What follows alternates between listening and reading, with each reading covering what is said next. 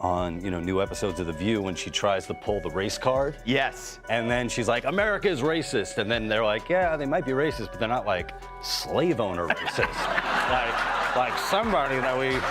That's so true. Yeah. One thing, and I would have even actually not give her any is she said, well, I guess that's just what they did back then. Yeah.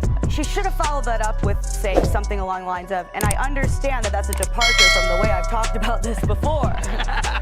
The punchline landed perfectly, sending the crowd into a roar of laughter, but Gutfeld wasn't finished. Seizing the moment, he turned his attention to what he saw as blatant hypocrisy. For years, Sunny had urged others to confront their ancestral legacies, often framing systemic oppression and historical accountability as central to her arguments. However, when faced with her own family's controversial past, she brushed it off as merely a fact of life. Gutfeld didn't let this contradiction slide. He highlighted how such moments reveal the pitfalls of identity politics, arguing that when someone's rhetoric doesn't align with their personal reality, it weakens their moral authority. His message was clear. Addressing complex issues like race and history demands self-awareness and nuance. It is funny. She's so wrapped up in identity and she had no idea who she was.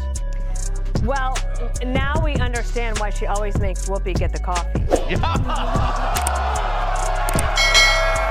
Exactly, because if she is shaming descendants of this, will she continue to do that when she is now one of them? Gutfeld pointed out that reducing complex issues to identity-driven narratives often leads activists like Sunny to overlook key nuances, including their own contradictions. The real twist, he emphasized, wasn't just that Sunny's ancestors had a role in the very system she passionately condemns, but that she seemed unwilling to confront this uncomfortable truth. Instead, she quickly dismissed it, downplaying its significance. His remarks struck a chord with many who saw this as a prime example of what happens when moral superiority collides with inconvenient realities. For Gutfeld, this wasn't just about Sunny, it was a broader lesson on how personal accountability often takes a backseat to performative outrage. Once Sunny's family history surfaced online, social media exploded. Memes and jokes spread like wildfire, with one viral caption reading, "Reparations? Let me write that check to myself real quick." Platforms like Twitter and TikTok were flooded with biting humor and strong opinions, ensuring the controversy remained front and center. In her defense, everyone has ancestors that did unspeakably horrible things. It's just that not everyone's ancestors have records tied to their DNA about it. But I'm more worried for Sunny Hostin's progeny in the future that do a DNA test and find out that they were related to a cast member of The View.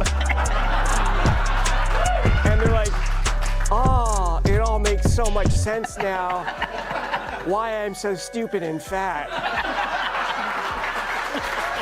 Some came to Sunny's defense, arguing that she shouldn't be held responsible for the actions of her ancestors. However, many others couldn't ignore the glaring contradiction. Sunny, who built her platform on holding others accountable for historical injustices, appeared to dismiss her own family's past with little more than a shrug, calling it simply a fact of life. This sparked a heated debate. Should public figures like Sunny be held to the same moral standards they impose on others? Critics argued that her response lacked the introspection and growth expected from someone so outspoken about accountability. The irony of the situation ensured the backlash didn't fade quickly, keeping the conversation alive for weeks. The fallout from the revelation didn't just fuel online controversy, it led to some awkward moments on The View. When news broke that Sunny's ancestors were slave owners, the usual lively energy at the table came to an abrupt halt, replaced by an uncomfortable silence. Even Whoopi Goldberg, known for her quick wit, seemed momentarily unsure of how to address the situation. Meanwhile, over on Greg Gutfeld's panel, the reaction was entirely different. His co-hosts didn't hold back, delivering sharp, playful jabs.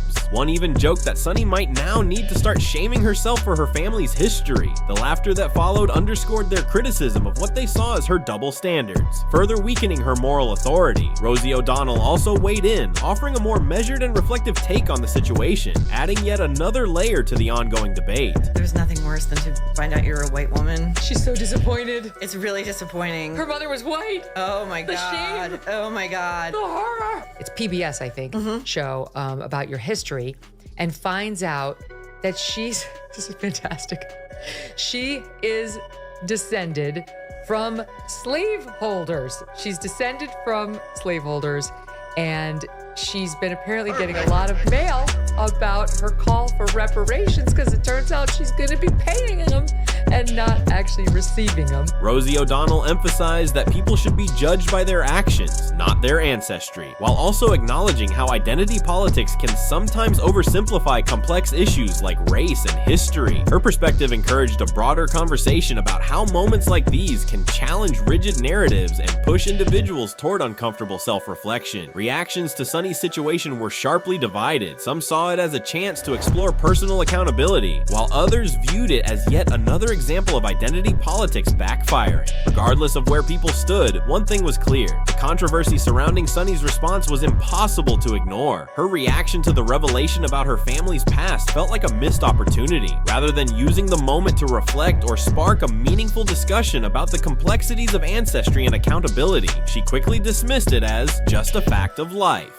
For someone who has built a career on holding others to high moral standards, this casual brush-off left many feeling unsatisfied. This could have been a turning point for growth. Sunny had the chance to confront the irony, share her internal struggle in reconciling her family's history, and use the moment to deepen discussions about historical injustices. It could have served as a powerful reminder that no one's past is simple or free from contradictions. Instead, the focus shifted to her perceived hypocrisy and reluctance to engage with her own history, turning what could have been a meaningful dialogue into yet another debate over accountability. Sunny's story serves as a clear example that history is rarely black and white, and that moral certainty can unravel quickly when inconvenient truths surface. Her situation raises an important question. If you demand accountability from others, shouldn't you be willing to hold yourself to the same standard? With viral memes, Greg Gutfeld's sharp commentary, and ongoing social media reactions, this moment isn't fading anytime soon. Whether Sunny chooses to address it directly or ignore it entirely will shape how people ultimately remember her. If you average out the View hosts, among the dumbest people on television. Sunny's dumb, certainly not the brightest person. And what she just said just doesn't make any sense. It's just like so silly to say. It's not a well thought out. It's like if you had an idea for a premise and it was totally baked and half baked and you went on stage with it and it's nothing Just there. go for it. Yeah, there's nothing there. Sunny Hostin has recently been making headlines, but this time, it's not for her usual fiery commentary on The View. Instead, the spotlight has turned to her husband, Dr. Emmanuel Hostin, and the news isn't painting him in the best light. Dr. Hostin, an orthopedic surgeon and head of Hostin Orthopedics and Sports Medicine, now finds himself at the center of a massive legal storm. The accusations, insurance fraud, illegal kickbacks, and a staggering RICO lawsuit involving an eye-popping gazero, 180 defendants. This isn't just another legal case. It's shaping up to be one of the most explosive scandals in recent history. Let's break it down. The RICO Act, short for the Racketeer Influenced and Corrupt Organizations Act, was originally designed to take down organized crime syndicates like the Mafia. But in an unexpected twist, this case isn't about mobsters. It's about medical professionals, doctors, surgeons, and healthcare workers caught in a far-reaching legal scandal. The lawsuit alleges that Dr. Hostin and others were involved in a scheme to exploit the healthcare system for personal gain. They're accused of accepting illicit payments in exchange for performing unnecessary surgeries and inflating insurance claims, with procedures that may have never even happened. Imagine this: patients undergoing surgeries they didn't need, insurance companies unknowingly footing the bill, and money exchanging hands behind closed doors like a rigged game of chance. But this isn't just about financial fraud. It's about people's health and lives being put at risk. I want a citizen that has a policy. I'm not saying that Joe Rogan should be removed from Spotify. He's got 11 million listeners. He's got a $100 million, contract as of 2020. But I do think as the podcast platform, you have to have some sort of guidelines. How about a disclaimer on his podcast that says, this is misinformation? How about removing some of the podcasts that disseminate misinformation? They have. And that's The lawsuit takes direct aim at Dr. Emmanuel Hostin, accusing him of accepting financial kickbacks for recommending and performing arthroscopic surgeries in cars, minimally invasive joint procedures. At first glance, these surgeries might seem routine, but according to the lawsuit, many were allegedly unnecessary. Were these patients truly in need of knee or shoulder surgeries, or were they unsuspecting participants in a money-making scheme? If the claims hold up in court, this could become one of the most shocking medical scandals in recent history. Even more dramatic than the most twisted soap opera plot.